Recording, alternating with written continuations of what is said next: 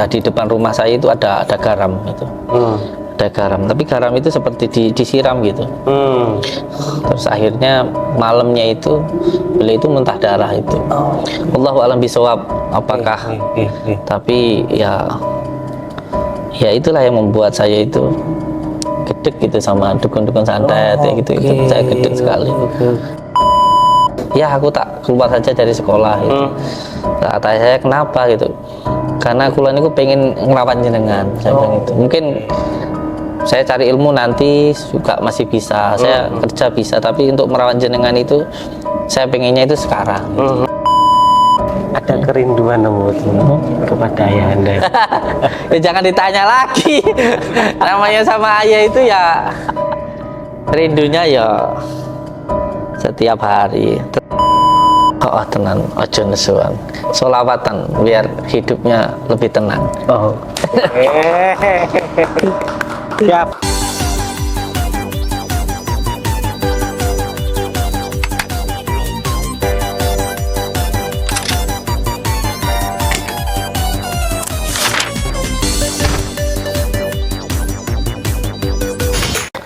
Assalamualaikum warahmatullahi wabarakatuh. Waalaikumsalam warahmatullahi wabarakatuh. Cah, ini spesial banget ini. Radam Blitar istimewa hari ini, edisi spesial. Kita istilahnya diberi kehormatan oleh beliaunya, narasumber kita yang sangat spesial di Blitar Raya ini, bahkan di nasional. Isunya sangat nasional sekali. Langsung kita sapa, bisa? Langsung kita sapa. Beliau adalah Gus Samsudin. Assalamualaikum Gus. Waalaikumsalam warahmatullahi wabarakatuh. Sehat Gus? Sehat. Alhamdulillah. Pun kula niku pokoke mirsani jenengan rikmone atau rambutnya terurai ngono iku. Izin Kakang nggih. Nggih, siap. Gus, nyuwun sewu ngoten niku jenengan nggih sampun dahar Gus. Niki wae tumut yasinan. Oke. Semam teng yasinan. Siap. Amen. Wis mama burung. Niku dereng dijak mam kali niku wau produsere gitu. Mam teng mriki mawon. Siap. Gus, ngoten niku jenengan nggih. Dahar nggih sehari 3 kali ngoten Gus. Ndak, kadang ya ping 5 barang. Maksudnya mboten kados sing napa saya 7 hari tidak makan, tidak tidur, ngopi, es kopi ngoten. Malah lek bengi mangane akeh aku. Lek awan jarang mangan mergo turu. Siap. Artinya bener-bener manusia ngono. Gus, ngapunten guyon Gus. Gus, kita itu punya napa istilahnya beribu-ribu pertanyaan, tapi kita rangkum Gus. Namanya juga wartawan Gus, julid ngoten. Biasa. Siap. Gus, aslinya napa nih pertanyaannya sing utama niku siapa sih sosok Gus Samsudin gitu? Istilahnya lahirnya di mana, asalnya mana, terus kenapa berlabuh di Blitar ini, apakah spesial itu Blitar? Terima kasih, semoga jenengan cerita Gus. Nggih. Jadi apapun yang terjadi itu sudah menjadi kehendak Allah. Siap. Nggih, manut kalih kersane Gusti Allah mawon. Siap. Jadi mau ing Bandung ya. Siap. Sama Allah memang ya sudah ditetapkan. Siap. Sudah ada di sini ya, di sini gitu aja. Oke, siap. Gus, tapi aslinya pun Gus. Aslinya kalau bapak itu Ngawi. Kalau ibu itu aslinya Solo. Oke. Tapi kalau saya itu lahirnya di Lampung. Jadi ya siap. bisa dikatakan Jabung ya. Siap. Putra Jawa tapi kelahiran di Lampung. Oke. Tapi lebih enaknya sebenarnya sebab kan yang dawuh kiai saya itu. Nggih. Jadi enaknya panggilnya Mbah Din saja. Kenapa Gus? Kok mboten Gus ngoten? Karena yang nyuruh kiai saya apa saya? Mboten nggih siap. Batin. Nggih siap. Siap Batin. Siap Batin. Nah, Batin sebelum menjadi Batin ini kan tentunya punya lika-liku istilahnya masa mudanya seperti apa gitu. Tapi itu batin istilahnya saged menginspirasi penonton Radar Blitar niku lho pripun batin. Iya. Nggih, awalnya pripun batin. Jadi saya itu bukan siapa-siapa. Oke, siap. Saya itu ya hanya pemulung rasa itu. Bukan Gus, bukan kiai, bukan juga ulama, bukan itu. Siap. Kalau Gus itu kan karena orang-orang yang manggil aja. Siap. Gus itu kan ada yang bilang cah bagus kayak gitu. Ya orang-orang aja yang nyematkan seperti itu. Tapi kalau saya sih Batin, kan nama YouTube saya kan Batin. Nih. Kalau perjalanan kecil saya ya, saya itu terlahir di sebuah kampung, sebuah desa namanya Desa Bakti, di Lampung sana, di Lampung sana, di Mesuji sana. Dan ayah saya itu guru ngaji, dulu mondok di Paron, Paras Pangkur sana. Setelah beliau itu selesai mondok, terus beliau itu dakwahnya ngulang ngajinya di Mesuji di Lampung sana. Dan dari kecil itu saya itu biasa ikut beliau itu kalau sore itu naik sepeda ontel. Jadi saya dibonceng di belakang, sepeda laki-laki itu loh. Sepeda ontel gitu ke kampung-kampung itu. Beliau itu ngulang ngaji. Jadi bukan satu tempat. Ya, ada Desa Murni, Desa Tanjung Sari. Nah, desa itu namanya Bakti, itu ke musola begitu. Nah, setelah ikut sama beliau itu biasanya nanti setelah selesai ngulang ngaji ke kampung-kampung itu malam itu pulang. Terus ayah saya itu kalau malam kan selesai ngulang ngaji itu saya pijitin gitu. Seperti itu sering cerita-cerita lah tentang kegiatan beliau dulu di pondok. Nah di dalam pondok pesantren itu kan biasa cerita-cerita tentang ilmu hikmah. Jadi di pondok pesantren itu kan ada jurusan khusus gitu. Ada yang khusus ngaji kitab, ada yang bil hikmah gitu. Kebetulan ayah saya dulu itu bil hikmah ke kiainya gitu. Dan beliau itu sering cerita kegiatan di pondok tentang ilmu hikmah. Sebagai contoh, waktu kiainya dulu mendirikan masjid, itu banyak orang yang datang. Namanya orang yang datang itu mau bantu. Nah, ketika itu ternyata yang bantu itu banyak orang, sehingga masakannya itu kurang. Masakannya kurang. Terus lurah pondok itu laporan lah ke Bu Nyai. Akhirnya Bu Nyainya laporan ke abahnya. Sampai ke abahnya itu beliau itu ayah saya itu ceritanya suruh bawa ubu itu buat nangkap ikan itu loh. Buat nangkap ikan itu. Sama bahayanya disuruh naruh di siring. Di siring, kalau di sini namanya got ya. Nah siringnya itu tuh nggak ada airnya. Nah bahaya saya itu terus ayah saya itu suruh naruh di siring itu. Terus menaruh berapa menit itu suruh ngambil lagi. Itu ada lelenya. Padahal nggak ada. Nggak ada apa namanya itu. Airnya. Kayak gitu, kayak gitu. Terus juga pernah ada cerita itu dari ayah saya itu. Saya nggak nambahin, nggak mengurangi. Jadi ada anak lurah dipondokkanlah di pondoknya tempat ayah saya itu mondok. Anak lurah itu ketika waktu jengukan itu dijenguk sama ayahnya yang lurah itu. Ketika dijenguk, tahulah di sana itu anaknya itu lagi nyuci sandalnya kiai gitu. Terus nimba air gitu. Terus Pak Lurah itu kaget. Terus beliau akhirnya tanya sama kiainya itu, anak saya itu di sini itu mau tak pondokkan ya gitu, bukan untuk jadi pembantu kayak gitu. Kok di sini kok di sini kok jadi pembantu kayak gitu.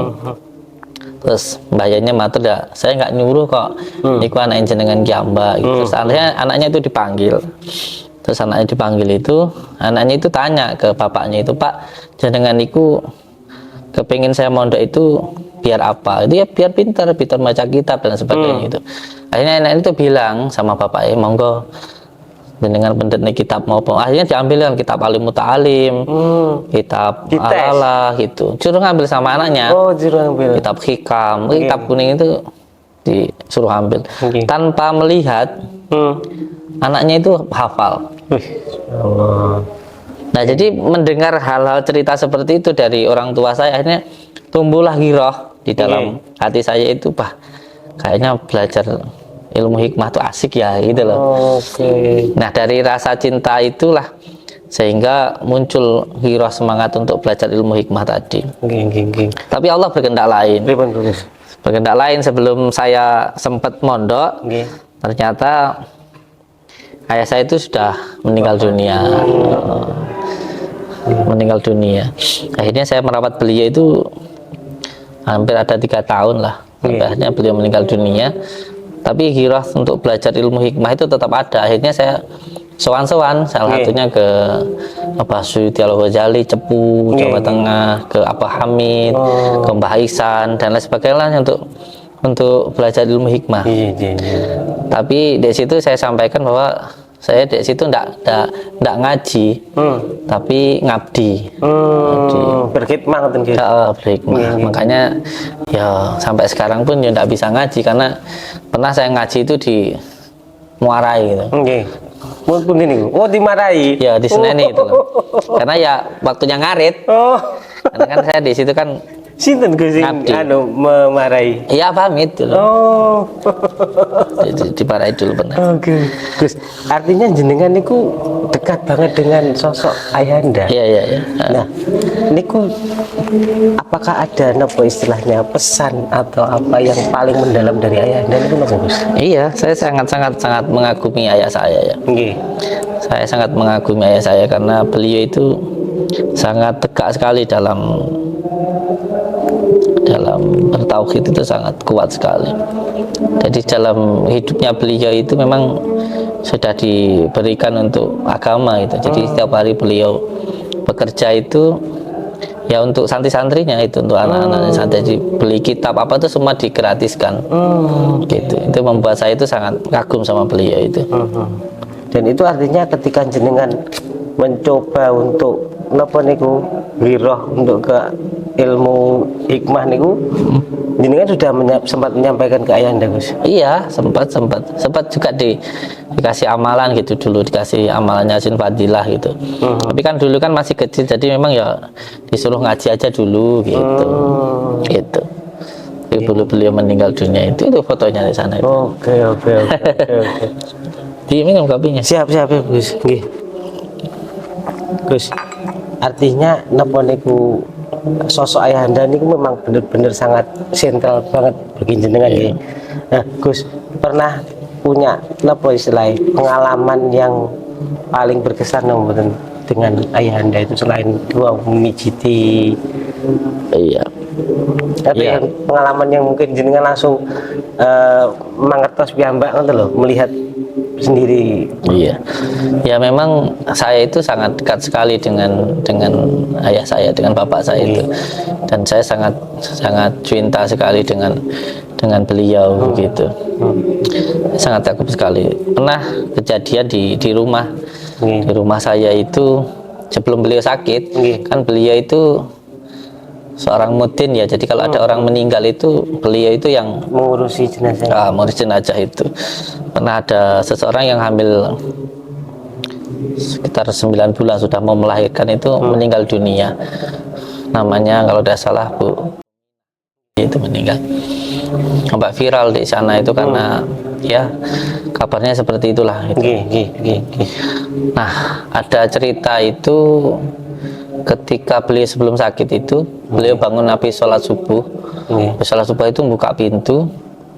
Nah, di depan rumah saya itu ada garam itu. Ada garam, tapi garam itu seperti disiram gitu. Terus akhirnya malamnya itu beliau itu muntah darah itu. Allahu a'lam bishawab apakah. Tapi ya itulah yang membuat saya itu gedek gitu sama dukun-dukun santet gitu. Saya gedek sekali. Seperti itu ceritanya. Ya, ada yang mengatakan ayah saya disantet apa gimana, tapi saya nggak tahu sih benarnya. Cuman ya dari situ saya suka belajar ilmu hikmah gitu. Karena saya merasakan sendiri gimana beliau sakit itu. artinya setelah jenengan napa istilahnya di bawah asuhan orang tua nih wow, terus jenengan ke poro-poro kiai nih wow Gus. Nah, dari beberapa guru dari beberapa guru niku jenengan yang paling menemukan guru yang paling wah niku Gus. Sebenarnya setiap guru itu kan sebagai mursyid ya untuk diri kita, pembimbing, mempunyai jalannya yang beda-beda, tarekah atau tarekat yang beda-beda. Tapi yang paling berkesan sampai sekarang itu saya di Suyuti Al-Ghazali, Cepu, Jawa Tengah. Beliau ketua khos Sepakat Nusa dan juga sesepuhnya Banser beliau. Ya di sana itu saya merasakan gembelengan yang luar biasa lah, gitu. Dan itu membuat sosok Mbah Din yang sekarang ini keluar nopo Gus? Iya, ya nggak langsung juga sih Kang, karena kan dapat ijazahnya itu kan lama, nggak langsung kita itu merasakan khawasnya atau manfaatnya itu enggak gitu. Jadi dapat ijazahnya itu tahun 2007, saya masih bujang. Saya amalkan terus itu, seperti yang pertama itu yang diperintahkan itu sholat malam. Jadi selain sholat 5 waktu itu wajib untuk sholat malam. Makanya saya itu sudah hampir 7 tahun ya, insya Allah. Sudah hampir 7 tahun itu insya Allah nggak pernah tidur malam. Jadi kalau tidur itu siang. Lawo. Nanti dikira nggak tidur malam terus nggak tidur terus ya. Hebat orang kalau nggak kuat, kalau bisa kuat tidur nggak tidur 7 hari itu hebat ya. Minumnya es kopi.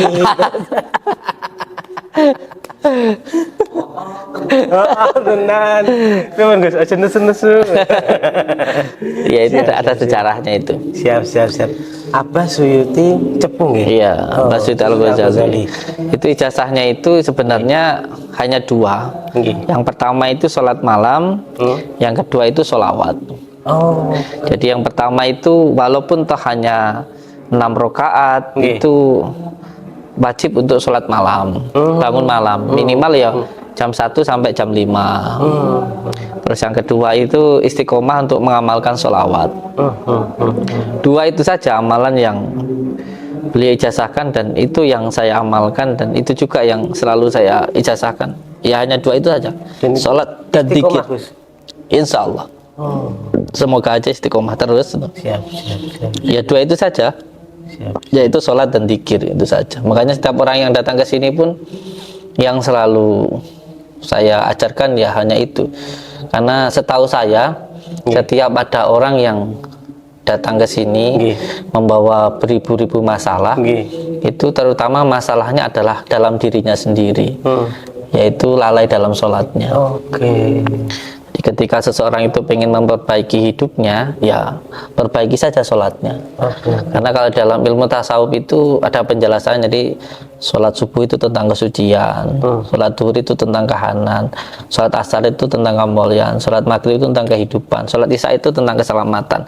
Sebenarnya semua masalah di dunia itu semuanya sudah ada di dalam sholat. Jadi kalau sholatnya selesai, masalahnya selesai. Makanya ceritanya kemarin kayak saya dapat barokah kemarin ditahan itu kan, alhamdulillah kan saya kan nggak sampai jadi napi.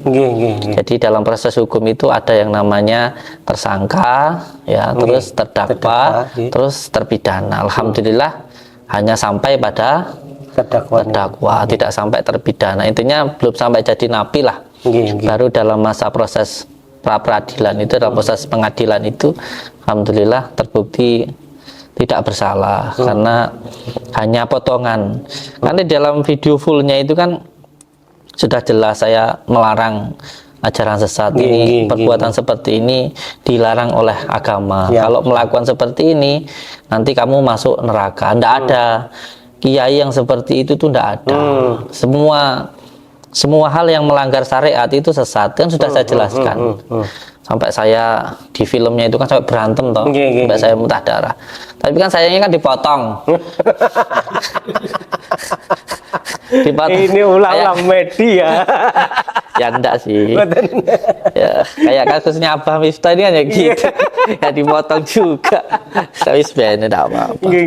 Semuanya ada hikmahnya. Siap. Semuanya ada hikmahnya. Siap. Nah, batin. Nah, artinya jenengan ketika apapun itu masalahnya nggih tetap mengamalkan apa yang sudah diijazahkan Abah Suyuti, Yai Suyuti. Ya itu tadi, yang penting sholatnya, ya, terutama sholat 5 waktu disempurnakan dengan sholat malamnya, sholat qobliyah ba'diyahnya. Terus yang kedua adalah sholawat. Pokoknya yang penting santri itu sebenarnya mantep dengan apa yang diijazahkan oleh kiainya. Pokoknya yang penting mantep itu masalahnya selesai. Salah satunya mantep dengan sholat malam dan membaca sholawat, itu masalah semua selesai. Oke. Batin. Nah, setelah jenengan istilahnya berkelana, perjalanan perjalanan mencari ilmu niku wau kan nggih mboten ujuk-ujuk langsung ngeten gitu, Batin. Jenengan wah kula wau mlebet wah padepokan iki. Gusti Allah lek nitipne terus dia berarti. Lah, Batin, jenengan mboten langsung ujuk-ujuk ngeten iki. Jenengan terus istilahnya napa? Mulai merasa kok Allah menitipkan yang sebesar ini niku kapan, Batin? Ya nggak tahu, ngalir saja. Jadi setelah saya dapat ijazah dari Abbas Syed Al-Ghazali untuk sholat malam, terus istiqomah itu bangun malam antara jam 1 sampai jam 5. Tuh, makanya tadi saya bilang saya istiqomah kan itu dari dulu. Setelah itu disuruh mengamalkan sholawat itu minimal setiap habis sholat 15 kali, itu ya mengalir saja. Kok tiba-tiba langsung bikin pondok, bikin padepokan, majelis itu enggak. Ya semangat saja langsung. Saya ya cari rongso. Cari rongso itu. Alhamdulillah ya jadi itu. Gudangnya di sana itu. Alhamdulillah punya kendaraan itu ada berapa? 5 truk dan karyawan ada 40. Gue cah. Itu ramai sekonyong-konyong kode. Iya toh. Batin juga bekerja. Gitu Batin. Iya, itu truknya di sana. Nah, kuwi lho. Ora kok sing 7 hari 7 malam. Saya ngerasa itu lama kan. Saya ngerasa itu dari tahun 2007 ya sampai di tahun 2018 sampai tahun 2020 itu pun saya masih ngerosok. Jadi bahkan sampai sekarang pun ya usaha rosoknya pun juga masih ada. Jadi selama hampir 13 tahun itu ya ngerosok itu. Ya nggak tahu kenapa tiba-tiba katanya ada orang ngimpi datang minta didoakan, ya sudah didoakan itu. Terus akhirnya kan lama-lama rame kayak gitu aja. Kayak gitu aja. Tapi istilahnya apa? Angsal tugas wis misalnya saking guru wis din gaya padepokan niku wonten mboten? Nggak ada. Ya kalau dari keresahan ijazah dari guru dulu kan yang pertama saya dulu kan pengen mondok tapi nggak bisa mondok karena nggak punya biaya karena orang tua sakit tadi. Akhirnya ketika sudah punya usaha rosoknya udah jalan, saya juga kan suppliernya pabrik. Jadi setelah punya uang itu kan ya pengen orang-orang itu yang nggak bisa ngaji ya biar ngaji. Saya panggilkan kiai seperti itu, Abah Ali itu kan anaknya dari Abaya Syaihuddin Rohman, ketua MUI Blitar. Saya tempatkan di sini. Ada yang santri dari Peloso, ada yang santri dari Lirboyo yang sudah lulus itu kan. Terus beliau suruh di sini, terus pulang ngaji lah. Anak-anak yang mau ngaji di sini gratis, tempat tinggal, makannya, pakaian, semuanya tidak dipungut biaya. Itu aja. Berarti kembali kepada non sewu, ajarannya ayahanda yang tadi. Anda melanjutkan karena dulunya pengen mondok terus nggak punya uang. Sekarang alhamdulillah punya uang sedikit ini kan bisa untuk anak-anak ngaji itu. Batin, ada kerinduan kepada ayahanda? Ya, jangan ditanya lagi.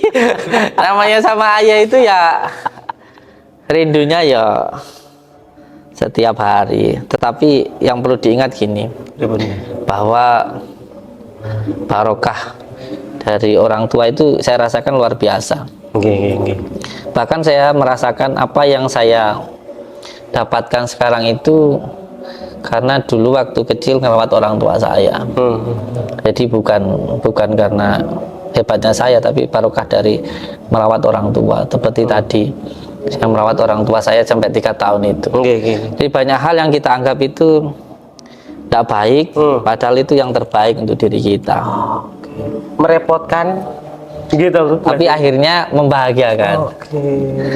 Ya sempat sih Kang, waktu masih kecil itu agak-agak kecewa gitu. Anak-anak yang lain bisa jalan-jalan ya kan, bisa main sama teman-temannya, bahkan ada yang pacaran gitu kan. Sedangkan saya harus ngurusin orang tua saya. Tapi alhamdulillah ya, karena saya cinta ke ayah saya, sampai akhirnya saya putuskan waktu masih sekolah itu, saya putuskan untuk aku tak keluar saja dari sekolah gitu. Kata saya, kenapa gitu? Karena kuliah ini aku pengen ngerawat jenengan. Saya bilang gitu. Mungkin saya cari ilmu nanti juga masih bisa, saya kerja bisa, tapi untuk merawat jenengan itu saya pengennya itu sekarang. Akhirnya walaupun ayah saya menangis, tapi akhirnya diizinkan saya keluar dari sekolah. Saya pengen fokus ngerawat orang tua saya. Tapi ternyata ya benar, setelah saya keluar dari sekolah baru 3 bulan itu beliau meninggal. Karena waktu sekolah itu nggak fokus, jadi sekolah waktu istirahat itu lari dari sekolah itu ke rumah nengok ayah lagi sakit itu kan. Oh, sesekali langsung walaupun belum pulang nih karena keinget terus sih. Ingat terus gitu. Hanya saya dapatkan sekarang itu, saya rasakan ya karena barokahnya dari orang tua saya. Dan saya pesan untuk anak-anakku semuanya itu, pokoknya yang penting itu berbakti ke orang tua. Walaupun orang tua sudah nggak ada, kalau kita mendoakan orang tua, nanti doa-doa orang tua itu juga akan sampai ke kita. Makanya kayak kadang-kadang saya senang ke makom wali di sini, ke makom seperti makom Sunan Bungku itu kan banyak yang komplain ya. Bilang itu katanya minta ke makom, padahal enggak. Konsepnya enggak begitu. Ketika kita mendoakan mereka, nanti doa-doa mereka pun juga akan sampai ke kita.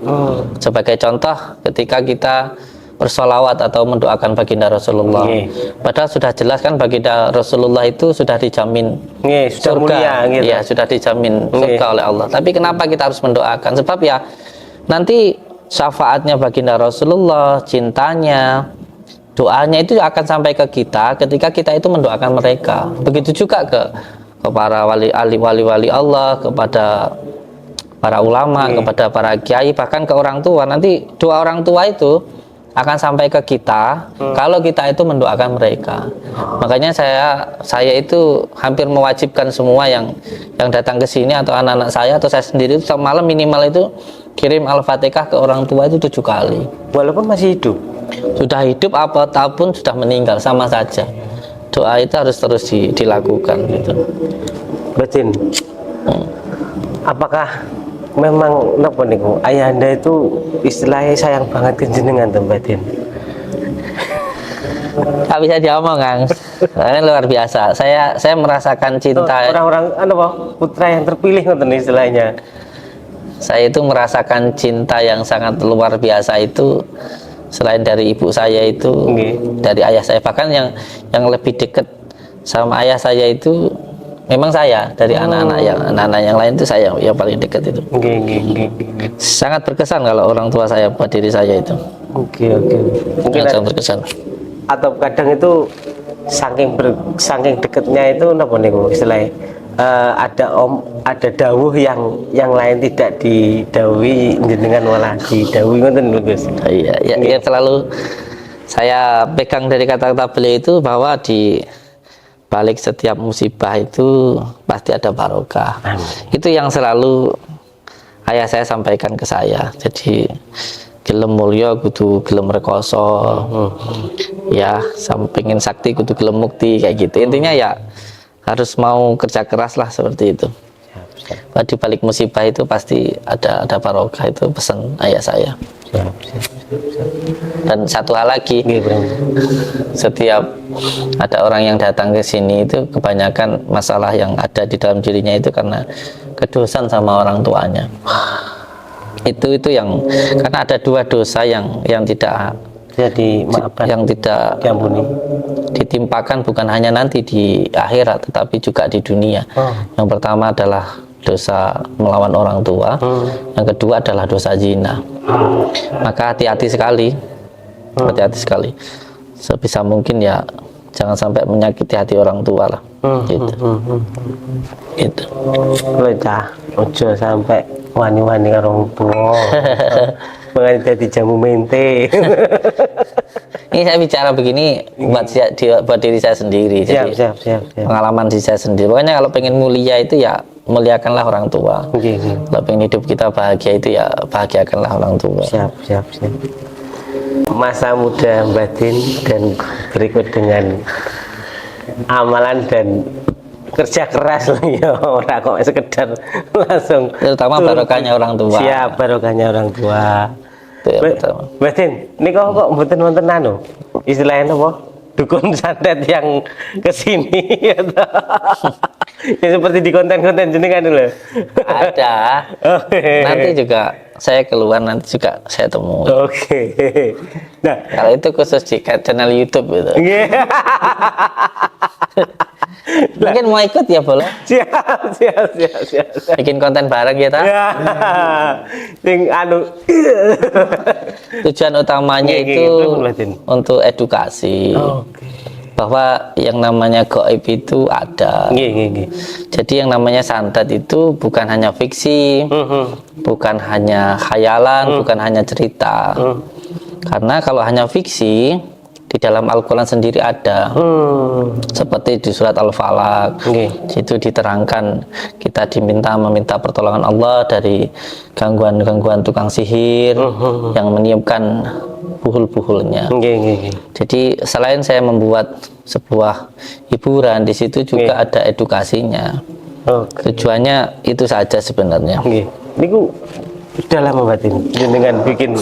Sudah lama. Ya. Tahun berapa niku awalnya? Ya. Konten pertama niku. Mulai bikin konten itu saya ikut-ikutan di situ. Oke. Mulai dulunya kan khusus ya ada orang datang minta didoakan gitu kan. Terus kurang ekstrim, kurang enak gimmick. kurang seru ya. Kurang seru. Terus akhirnya kan mulai muncul itu tahu. Yang Ujang itu terus kita juga ikut-ikutan gitu kan. Ya tambah seru ya ta. Ayo seru tenang gitu. Cuman kan ada banyak orang yang salah paham dengan itu gitu. Kita tujuannya untuk hiburan, untuk dikasih orangnya ngira kan sok sakti gitu. Padahal kan sudah jelas di situ ada disclaimernya, udah diterangkan ya. Saya itu nggak sakti, saya itu nggak hebat. Suka ditonton, nggak suka ya nggak apa-apa. Man orang itu kadang-kadang baperan itu loh. Gitu kan. Antara yang nyata sama yang enggak itu disambung-sambungkan itu. Jadi repot kan. Saya membuat YouTube itu untuk anak-anak santri biar ada penghasilan, makan gratis, tempat tinggal. Tanah ini pun juga saya wakafkan untuk ketua MUI Blitar untuk pondok pesantren. Jadi sudah saya wakafkan tanah itu untuk kiai. Batin artinya napa niku? Kula sing paling inget niku ketika awal-awal nyun sewu lho nggih tentang perseteruan jenengan kali sing napa niku niku mulai notice di Blitar ada Batin nih niku Batin jangan-jangan niku nggih boleh bongkar rahasia perusahaan apa? Iya, saya itu terbuka dengan siapapun itu. Jadi semuanya itu bisa diambil barokahnya, bisa diambil hikmahnya gitu. Dengan adanya itu kan ya alhamdulillah juga jadi terkenal dari situ. Dan saya anggap itu orang baik gitu. Beliau itu orang baik. Intinya ya beliau lebih baiklah dari saya. Intinya beliau itu kan membongkar sesuatu hal yang dianggap tidak baik kan begitu. Dan juga sudah saya jelaskan waktu itu. Bahkan waktu beliau datang itu kan saya suruh masuk sebenarnya. Tapi ya beliaunya tidak mau, ya tidak apa-apa. Terus akhirnya jadi viral itu. Diambil hikmahnya saja kalau saya itu. Ya itu tadi loh yang saya bilang, jangan baperan gitu. Wong tontonan itu kan untuk hiburan gitu. Kan berarti kalau nonton Angin Darmo terus dibilang sakti. Nah, numpak nogo. Niki berarti dereng anu ngetokne nogone ya. Ada naga di atas itu ada. Ada naga di atas. Oke. Untuk hiburan aja. Oke. Lah karena mungkin apa nih istilahnya proses produksinya niku seakan-akan nyata nih lho. Ya, sangat istimewa. Namanya film itu dibuat senyata mungkin. Semenarik mungkin. Itu kan tujuan film kan seperti itu. Siap. Yang terpenting sebenarnya adalah mengajak ke dalam kebaikan. Jangan takut sama dukun santet. Amalannya, sanatnya juga saya jelas begitu. Saya ada amalan-amalan dari beberapa kiai saya jelas, amalannya jelas. Gitu. Oke. Batin, artinya kan niki TikTok sudah, terus YouTube sing niko kenapa keblokir nggih? Enggak, masih ada. TikTok, YouTube. Nah, apakah nanti arahnya ke dunia film, Batin? Ya, rencana seperti itu. Rencana ya siapa tahu nanti ada yang mau ngajak layar lebar. Amin ya Allah. Mas Handung Bramantyo. Mas Hendy Kosoyo penulis kita punya penulis skenario di Blitar berarti. Siap. Di Serang. Siap. Oke. Jadi goalnya yo namanya apapun itu namanya dakwah tetepan gibatin diniati. Insya Allah. Intinya seperti itu saja. Siap. Batin. Nah, ini kalau kan masa muda konten sudah clear ya. Clear. Niki kan lebih musim pilkada tuh Batin. Nah, artinya kan Blitar niku sempat ya non sewu ya kita menyebutnya sempat terpecah gitu. Artinya niki monggo to Batin jenengan apa punya dawuh-dawuh jenengan sing ayu to. Iki wis sudah saatnya untuk membangun Blitar atau sudah saatnya untuk Blitar ini bersatu ngoten pripun Batin? Iya, seperti dawuhnya para kiai bahwa mencintai negara itu kan sebagian daripada iman. Dan kita apalagi umat Islam itu kan berkewajiban untuk patuh kepada pemimpin kita, kepada pemerintah. Yang sudah ya sudah gitu. Sekarang saatnya memang ya untuk membangun Blitar supaya lebih baik lagi gitu. Terus siapapun yang jadi itu juga kehendak Allah Subhanahu wa taala gitu. Kita boleh punya keinginan, tapi kalau Allah sudah menentukan kan kita harus menerima itu. Itu sebagai bentuk iman kita kepada qada dan qadar Allah begitu. Kalau tidak beriman kepada qada-qadarnya Allah, terus gimana dengan keimanan kita seperti itu? Atau kemarin Batin juga sempat disowani oleh beberapa pasangan calon mungkin Batin? Ada, tapi rahasia. Alhamdulillah beliau jadi juga. Wah, berarti ya kuwi wonge teko. Oke. Batin, artinya jenengan sudah menjadi warga Kabupaten Blitar atau Blitar Raya gitu. Walaupun dulu kelahiran Lampung gitu. Siap. Seberapa cintanya jenengan terhadap Blitar, Batin? Blitar itu buat saya suatu hal yang istimewa ya. Bahkan dulu saya disampaikan oleh kiai saya bahwa pemimpin-pemimpin kita, bahkan kerajaan-kerajaan besar itu dimulai dari Jawa Timur, mulai dari kerajaan Singosari, kerajaan Mojopahit. Itu kerajaan-kerajaan besar itu juga berasal dari wilayah Jawa Timur.